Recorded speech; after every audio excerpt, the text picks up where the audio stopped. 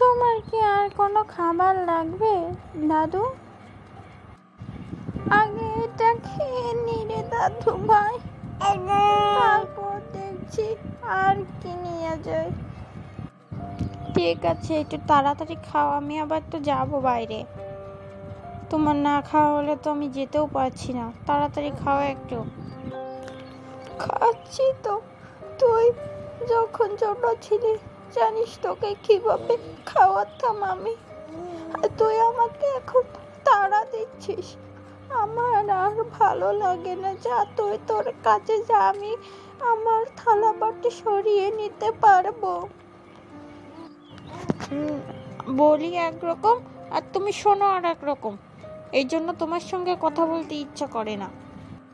না না, তুমি তো আমাকে কিছুই বলো না, সব তো আমি নিজে নিজেই বানিয়ে বানিয়ে বলি। দেখো, আমি এমনি কথা বাড়াতে চাচ্ছি না, তারপরেও তুমি আর ঝগড়া পাতিও না তো।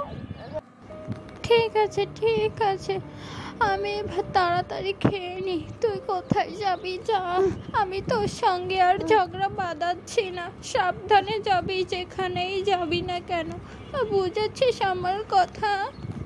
ঠিক আছে, তুমি তাহলে খাও, আমি এগুলো সরিয়ে রেখে তারপর যাচ্ছি।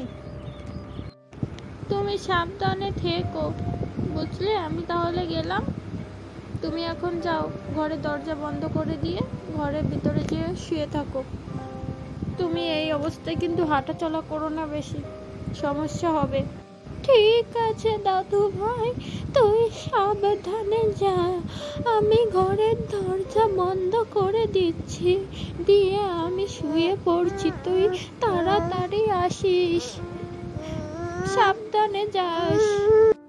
লা লা লা লা লা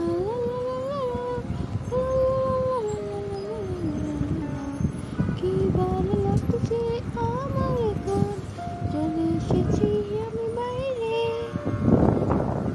সারাদিন ঘরের ভিতর থাকতে থাকতে বোর হয়ে গেছি আমি। এখন যে কি করব, কোথায় যে যাব, টাকাও তো নেই আমার কাছে, যে কিছু খাবো। ঘরে সারাদিনে একটা রান্না, নিজের রান্না খেতে খেতে গালও পচে গেল আমার। ততক্ষণে ভালো থেকো, সুস্থ থেকো, আল্লাহ হাফেজ।